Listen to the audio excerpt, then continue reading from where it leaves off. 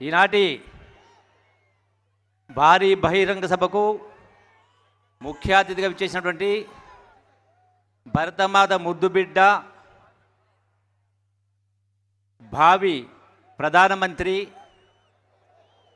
రాహుల్ గాంధీ గారికి, అట్లాగే పిసిసి అధ్యక్షుడు రేవంత్ రెడ్డి గారికి, సిఎల్పి లీడర్ బట్టి విక్రమార్క గారికి, రాష్ట్ర ఇన్ఛార్జ్ ఠాకరే గారికి, వేదిక పైన ఉన్నటువంటి అతిరథ మహారథులందరికీ ఈ శుభ సందర్భంలో మీ అందరికీ హృదయపూర్వక నమస్కారం తెలియజేస్తా ఉన్నా.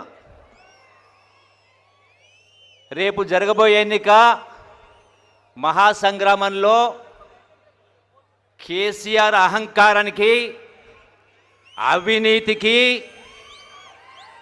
జరగబోయేటువంటి ఎన్నిక.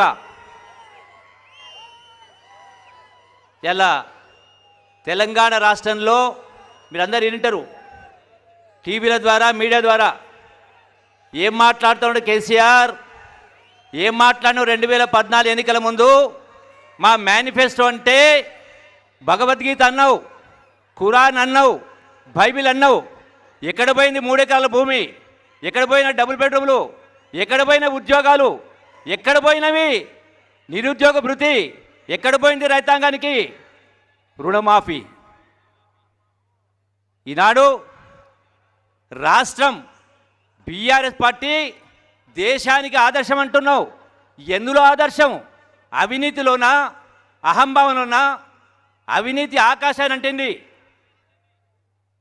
ఈనాడు ప్రజాస్వామ్యం పాతాళానికి పోయింది. ధనిక రాష్ట్రమైన 5 లక్షల కోట్ల రూపాయలు అప్పు తెచ్చినా, తెలంగాణ భూములు 1000 కోట్ల రూపాయల భూములు అమ్మినా జీతాలు ఇవ్వలేని పరిస్థితి, గ్రామ పంచాయతీలో పనిచేసిన వాళ్ళకు బిల్లులు ఇవ్వలేని పరిస్థితి. ఈనాడు ఎక్కడికి వెళ్ళి వచ్చినాయి మీకు? ఏముండ్రి ఉద్యమంలో?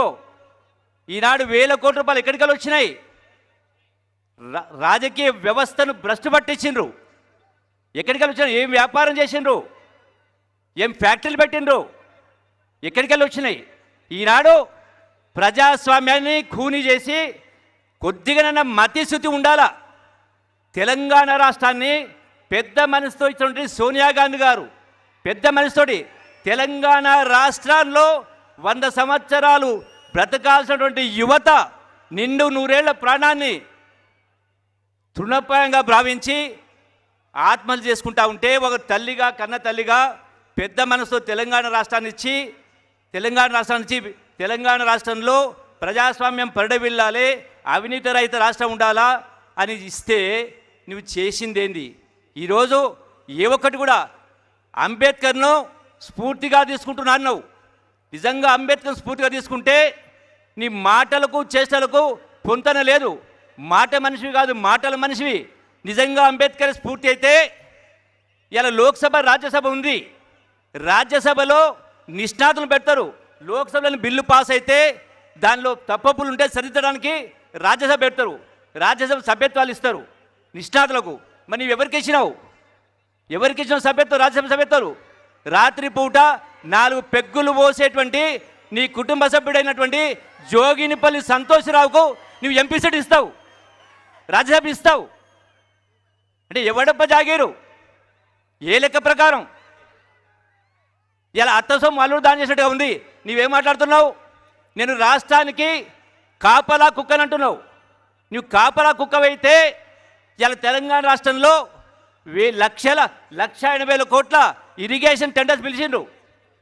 ఒకసారి టెండర్ చూడు, రాష్ట్రం మొత్తం తెలుసు. ఏమందరు కలబడ్డదా? అందరూ 1,80,000 టెండర్లు వేస్తే, 100 టెండర్లు వేస్తే ప్రతి ఒక్కరు కూడా 1% లోపల టెండర్లు వేస్తారు. కలబడ్డదా? అంటే 1,80,000 కోట్ల టెండర్లో నిజంగా కాంపిటేటివ్ బిడ్డింగ్ ఉంటే రాష్ట్ర ఆదాయంలో, రాష్ట్ర ఖజానాకు 50,000 కోట్ల బుక్కబడ్డది. ఇదే కనుక అవినీతి జరగపోయి ఉంటే ఇలా డబుల్ బెడ్రూమ్ పూర్తి అయ్యేది, నిరుద్యోగ భృతి వచ్చేది, రైతు రుణమాఫీ జరిగేది. ఏ ఒక్కటి జరగలే. ఎక్కడన్నా ఎందుకు? ఇలా కొల్లాపూర్ నియోజకవర్గంలోనే నేను ఒకటి ఆడుతూ ఉన్నాను. నువ్వు కాపలా కుక్క అని మాట్లాడినావు. నిజంగా కాపలా కుక్కవైతే ఇలా కొల్లాపూర్ అంశానికి సంబంధించిన అంశం 5 లక్షల బకాయి ఉంటే ఇలా ఉన్నటువంటి శాసనసభ్యుని తండ్రి ఎప్పుడో 30 ఏళ్ల కింద 5 లక్షల బకాయి ఉంటే 26 కోట్ల పార్టీ మానకు ప్రభుత్వ సొమ్మును లంచంగా 26 కోట్ల రూపాయలు కోర్టుకెళ్ళి కేసు వాపసు తీసుకొని ఇచ్చినామంటే ఎవడ సొత్తు అత్త సొమ్మును అల్లుడు దానం చేసినట్టుగా ఈనాడు ప్రభుత్వ ఖజాను లూటీ చేసే కార్యక్రమం చేస్తూ ఉన్నారు. ఈనాడు గొప్పగా మాట్లాడుతూ ఉన్నారు.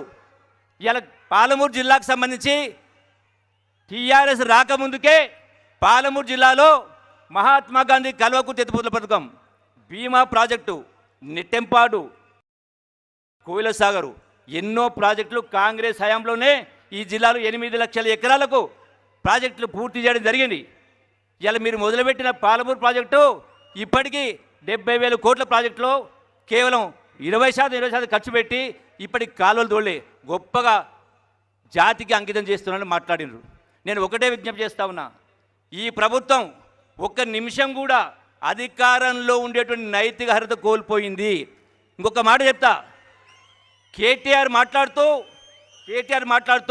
మీ కుటుంబ పార్టీ అని మాట్లాడితే కేటీఆర్ ఏం మాట్లాడిండు? నెహ్రూ గారి గురించి, ఇందిరాగాంధీ గురించి, సోనియా గాంధీ గురించి, రాహుల్ గాంధీ గురించి, ప్రియాంక గురించి మాట్లాడుతున్నారు. మాట్లాడితే కొద్దిగా తెలివి ఉండాలా, నిజాయితీ ఉండాలా. ఇలా ఇందిరాగాంధీ గారు దేశ భవిష్యత్తు కోసం, దేశ సమగ్రత కోసం ప్రాణాలు అర్పించిన కుటుంబం. ఈనాడు రాజీవ్ గాంధీ గారు దేశ ఖ్యాతిని ప్రపంచ స్థాయిలో చాటడం కోసం ఆయన ప్రాణాలు అర్పించిండు. సోనియా గాంధీ గారు ప్రధానమంత్రి పదవి వచ్చినా కూడా, ప్రధానమంత్రి పదవి అంటే పదవి నాకు అక్కర్లేదు, ప్రజలే ముఖ్యమని, ప్రజాక్షేమం కోసం చెప్పని ఆనాడు మన్మోహన్ సింగ్ గారు ప్రధానమంత్రి చేయడం జరిగింది. అట్లాగే రాహుల్ గాంధీ గారు కూడా ప్రధానమంత్రి పదవి వచ్చినా తీసుకోలేదు. అంటే మీరు ఆ కుటుంబానికి మీ కుటుంబానికి పోల్స్తున్నారంటే నక్కకు నాగలోకి అనుకున్నంత వ్యత్యాసం ఉంది. జమీన్ ఆస్మాన్ ఫరక్ ఉంది.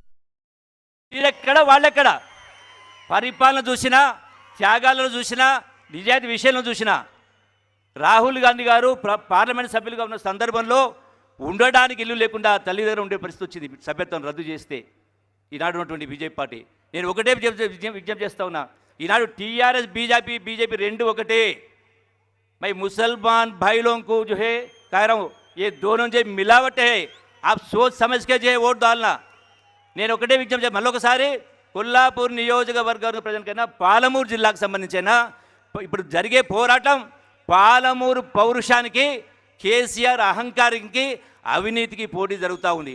ఈ దేశంలో 10 సంవత్సరాలు ముఖ్యమంత్రి ఉంటే సెక్రటేరియట్కు పోని ముఖ్యమంత్రి కూడా ఉన్నారా? బిల్డింగ్లు కట్టడం గొప్ప కాదు.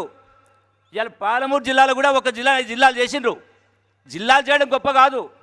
ఒక జిల్లా ఉన్నప్పుడు అవినీతి జరగలే, ఒక జిల్లా ఉన్నప్పుడు దుర్మార్గం జరగలే, ఒక జిల్లా ఇంత హింసాత్మక సంఘటన జరగలే. ఇలా అడుగులుగా మడుగులు వచ్చి అధికారులను పెట్టుకొని ఇష్టారాజ్యంగా ప్రవేశిస్తూ ఉన్నారు. నేను మరొకసారి విజ్ఞప్తి చేస్తా ఉన్నా, రేపు కాంగ్రెస్ పార్టీ అధికారం రాగానే మన సోనియా గాంధీ గారు, రాహుల్ గాంధీ గారు, ప్రియాంక గారి నాయకత్వంలో సెప్టెంబర్ 17న 6 గ్యారంటీస్ ప్రకటన జరిగింది. ఖచ్చితంగా ఈనాడు మోసం మాటలు చెప్పేటువంటి వాళ్ళ మాటలు నమ్మకుండా మంచి భవిష్యత్తు ముందుంది కాబట్టి మీకు రాబోయేటువంటి 30 రోజుల తర్వాత ఖచ్చితంగా డబుల్ బెడ్రూమ్ ఇల్లు వచ్చే కార్యక్రమం జరుగుతుంది. 2 లక్షల రుణమాఫీ జరుగుతుంది. నిరుద్యోగ వృత్తి కూడా వస్తుంది. చెప్పిన ప్రతి గ్యారంటీలు కూడా తూచా తప్పకుండా అమలు చేసే కార్యక్రమం చేస్తాం. ఒకే మాటలు ముగిస్తా ఉన్నా, ఈనాడు కేసీఆర్ చెప్తున్నాడు ఫ్రీ కరెంట్ ఇస్తున్నామని. ఫ్రీ కరెంటుకు నాంది బలికిందే కాంగ్రెస్ ప్రభుత్వం. గడిచిన 14 సంవత్సరాల క్రితము ఫ్రీ కరెంట్ ఇచ్చిందే. కాబట్టి మరొకసారి పెద్ద మెరుగు చేసుకొని ఇలా కేసీఆర్ కేవలం డబ్బు సంచులు నమ్ముకున్నాడు, డబ్బు మూటలు పంపించే ప్రకారం చేస్తున్నాడు, ప్రజలు కొంటా అంటున్నాడు, నాయకుల్ని కొనే కార్యక్రమం చేస్తున్నాడు. కానీ అమ్ముడు పోయే వాళ్ళు ఎవరూ లేరు, నీ డబ్బుకు లొంగే వాళ్ళు ఎవరూ లేరు. ఖచ్చితంగా మీ అధికారాన్ని తుదముట్టించేది ఖాయం. కాంగ్రెస్ పార్టీ అధికారం ఖాయం. కాబట్టి మీరందరూ పెద్ద మనసు చేసుకొని కాంగ్రెస్ పార్టీకి